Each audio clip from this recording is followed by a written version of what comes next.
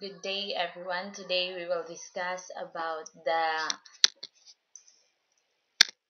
hastening and seed germination. So, first we will define what is hastening. Hastening is a technique to make seeds germinate faster. So, it means that quicker growth means better harvest and more efficient gardening. Kaya kung ang hastening manggod is kana siyang naa siya'y mga techniques para ang isa ka plant is dali siya mo grow. Then, hastening simply means speeding up or making something faster to happen. Then, helping seeds that start to grow more quickly than they normally would by providing right conditions or using special techniques because there are many different techniques para mas madali ang pag-germinate sa seeds. So we will discuss that. So the next one, we will define what is germination. So what is germination? A seed germination is the process by which a seed develops into a new plant. So ang seed germination is kabalo naman siguro ang all kay 'di ba ang like many times naman ta nakatanom ng mga seeds like sa ato first year nagtanom ta og kanang vigna ang gikolata tong string beans nato 'di ba ang ang pagkuan ato is ang pag-germinate is dali lang siya pero mas may technique pa gyud para mas madali ang pag-germinate in order para mas madali ang pag crop rotation sa mga crops.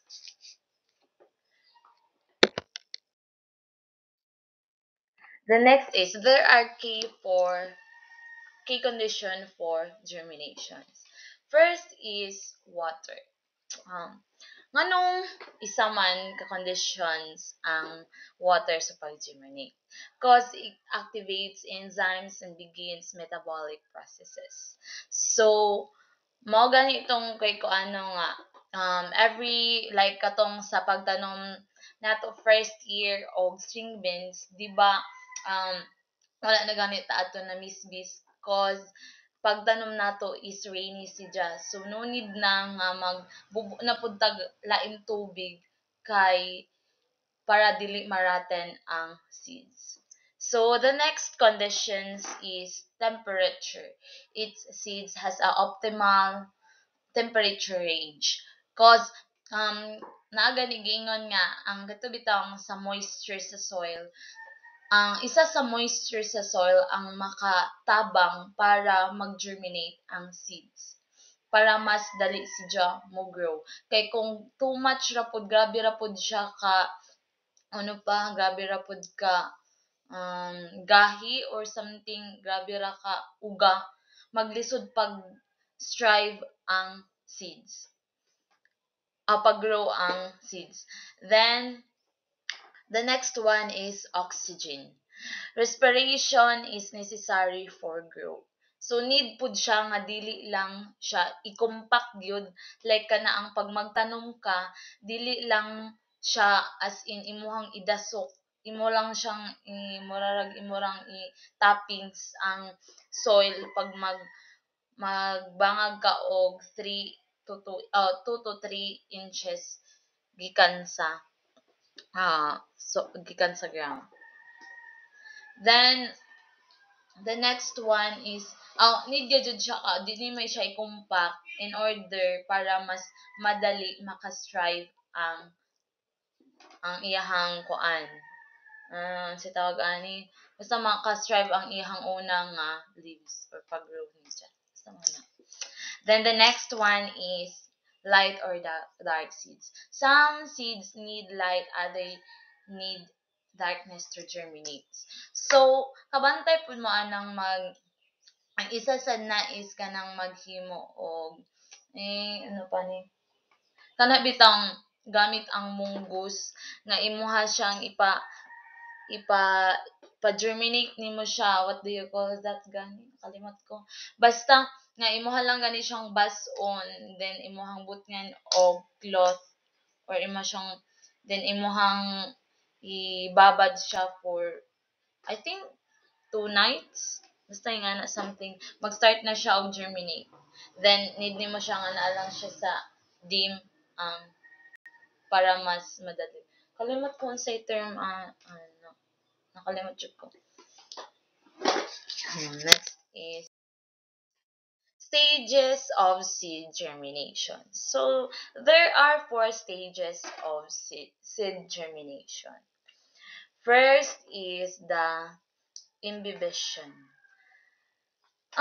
Imbibition is means that the seeds absorb water and swells. So imbibition or absorption, mao na siya ang isa sa mga stages para mag-germinate ang seeds. Kay um, mag-absorb man siya og para maka-absorb siya og moisture gikan sa soil, or para mas madali siya mag-germinate. Then activation means enzymes break down stored food to provide energy. So kani siya ang activation is diri na nga time nga tabangan siya para mas mapadali mo grow ang seeds. Kay like sa sunlight, mas madali siya isa siya sa way para makatabang, then maka-provide og energy sa seed. Then radical emergence. So radical emergence is the first root called radical breaks through the seed coat. So kabantay mo anang pinakauna nga root na mugawas sa seed pag matanom na nimo siya. Like madiscuss ni nato siya sa pag-identify nato kuman sa parts of seed germination, pag-germinate sa seeds. Then the last one is shoot emergence. Shoot emergence means that the shoot pushes upward to reach the soil surface. So kaning shoot emergence is also called is shoot in germination. It means that a plant part that grows above the ground and consists of leaves and lateral buds like flowering stems and flower buds. So that is shoot emergence. So mao na ang mag-push sa soil pa upward. Like, di ba, imuha man siyang, shoot emergence is, di ba, ang seeds is, imo siyang tapingan og soil kay para mas dili siya dali maakuan sa mga insects. This, ang shoot emergence is, sidya ang mo push upward para ma-reach ang soil surface, ang surface sa soil. So, that's we call shoot emergence. So, there's a part of seed. Maana niya akong giingon na ang radical kana siya ang mo push sa soil paubos. Then we will identify what is cotyledon. So, cotyledon is a part of a seed. So, part is just a seed. This is a part of a seed, that embryo within seed that form the first leaves when the plant germinates. It contains stored food that helps provide the initial energy that plant needs to grow. So mauna ang cotyledon. Siya ang siya ang first leaves when the plant germinate. Kani mao ni ang cotyledon. Kani cover ni siya. Then the next one is ang endosperm. So kaingon mo og ang tawor ang jaoy sperm? No, naapod ang seeds. So we call that endosperm. Endosperm is a tissue that surrounds and nourishes the embryo in the seeds of flowering plants. Mao mauna ang endosperm kani. Then the next one is the radicle. Ang radicle is a small embryonic root. Maoto siya ang sa to sa diri tahong giingon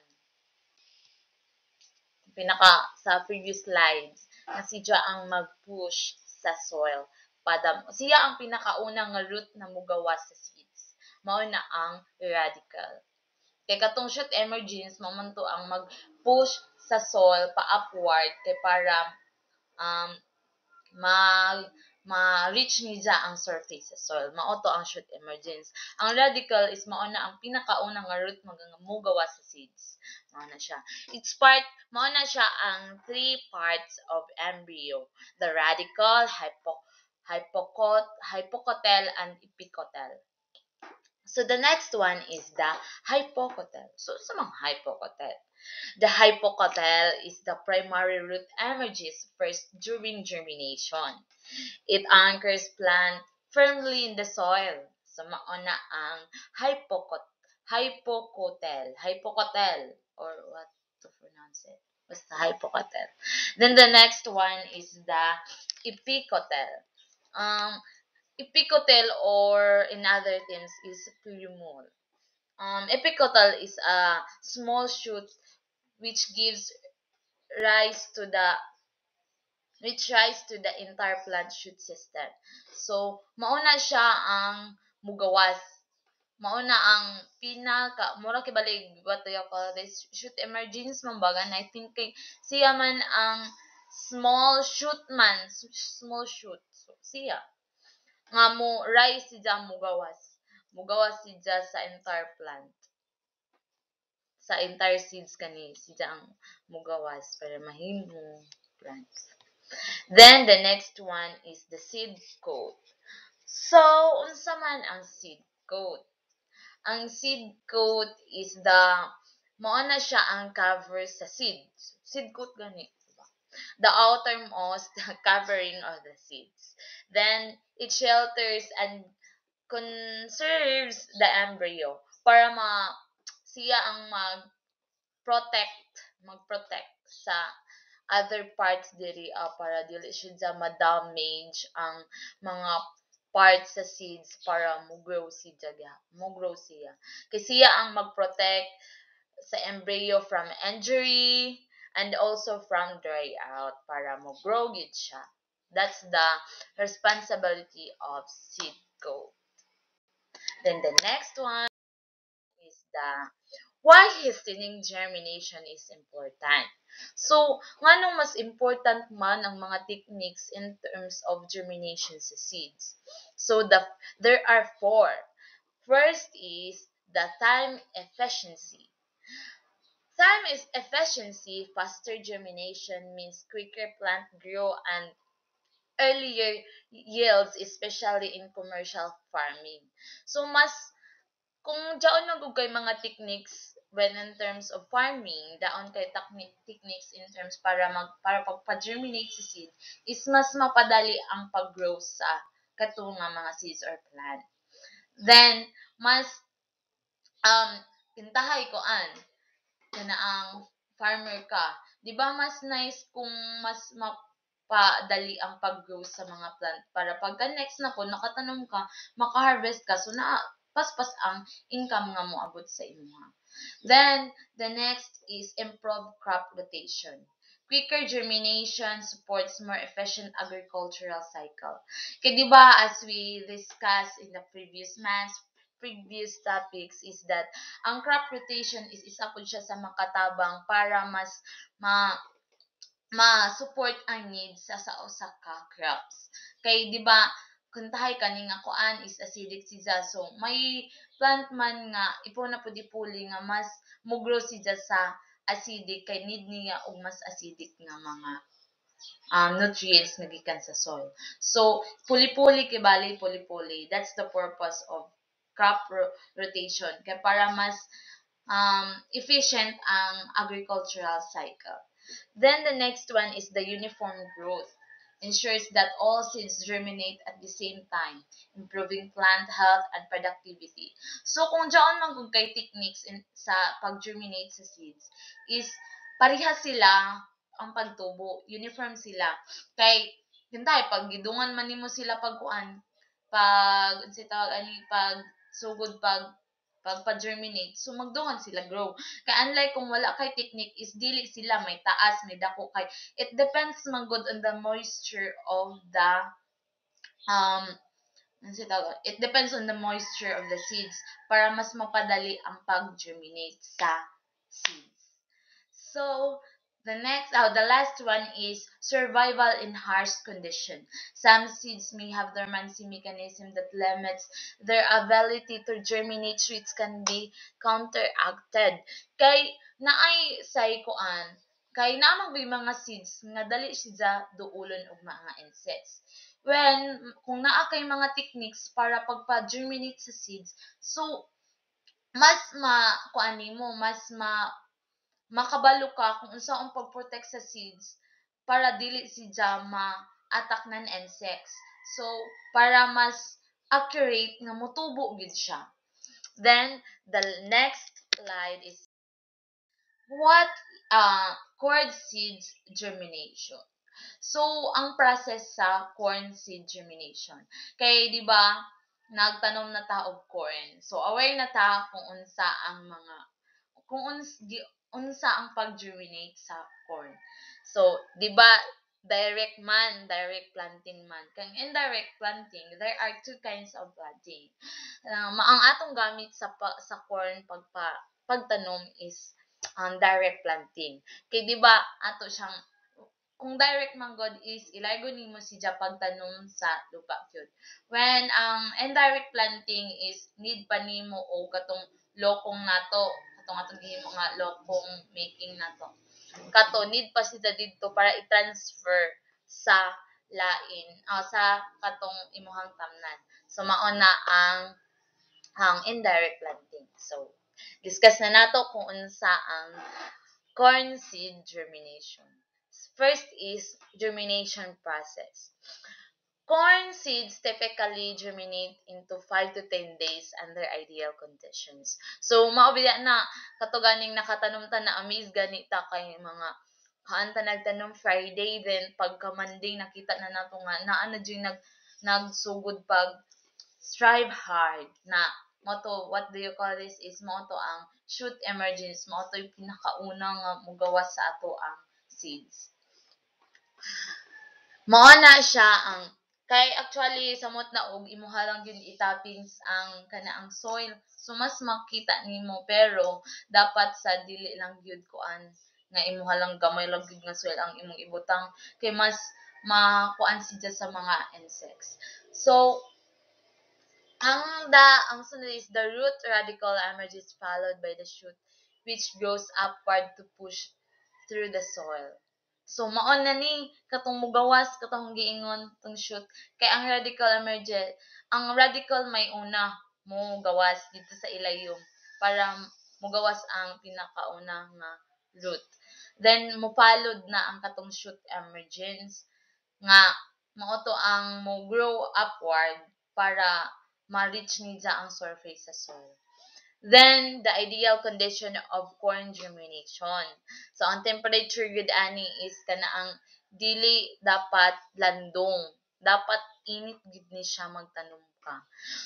Soil temperature should be between 60 to 95 degree Fahrenheit or 15 to 35 degrees Celsius. Corn germinates best at 85 degrees Fahrenheit or 29 degrees Celsius. Kay kabantay mo nga ang 'di ba kabantay man siguro ta kay alam mo yun na. 'Di ba ang the difference sa grow sa section B sa sa section A kay 'di ba ang ato is direct jud sa sunlight, unlike sa B nga masyaduhan bitaw siya, dili gid siya as in mo direct ang sunlight, so magka-yellowish ang leaves, unlike sa ato ang green gid si lantawon. Then lahi ra ang physical appearance sa corn kung direct just sa sunlight. So then the moisture is must be consistently moist but not waterlogged. So as far as I remembered, mga kaduha lang ba ko nagkuan watering sa ako ang corn kay makuan man kay 'di ba nagbutang tag rice hull sa pinakauna nga sa pagtanom nato. So na-maintain ni dya ang moisture nga naa sa soil. So that's why dili na magsigig bukbok to avoid the rotten of the seeds. So then the next one is oxygen. Corn seeds require oxygen to metabolize. So mura gug tawon ni sa oxygen kay sa pagkabuhi ko nga oxygen, di ba? So mao na nga mao na ang corn seed germination. Then the next one is mao na ni. Kita mo ani. Kani ang sa corn. Corn ni. Ang kani is the beans ni kani sa pea ni nga process of germination. Kani is ang sa corn, no? Mao ni. Diba? Kani ang radical nga akong pasabot. Kani. Nga, mao ni ang pinakauna adisir na tong mao ni ang first root nga mogawas followed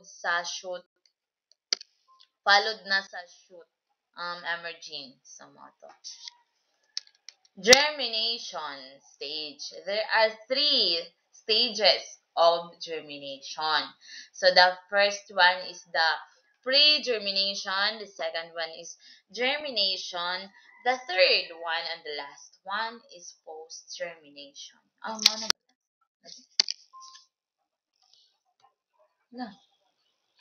mo na to siya.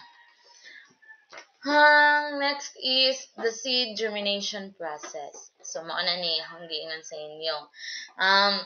Ang seed coat kanim o ang mag-cover. The first thing we see is a small root called the radical popping out of the seed and going down into the soil. So, mao ni ang first root na mugawas sa atong seeds. So, and the next one is the hypocotyl. As the root grows, a shoot begins to follow above the ground. The shoot consists of a stem and leaves. Mauna ang shoot emergence. Naana ang mga leaves nanang leaves ana mugawas na siya para mo grow na para ma-reach na ang surface sa soil. Then the next one is the cotyledon. So ganitong cotyledon, di ba? Cotyledon is a part of the embryo within seeds from the first leaves when the plant germinates. So, mao to ang cotyledon. Ang epicotyl is a small shoot which gives rise to entire plant. Mao na to. Mao ni ang epicotyl. Then, cotyledon, hypocotyledon.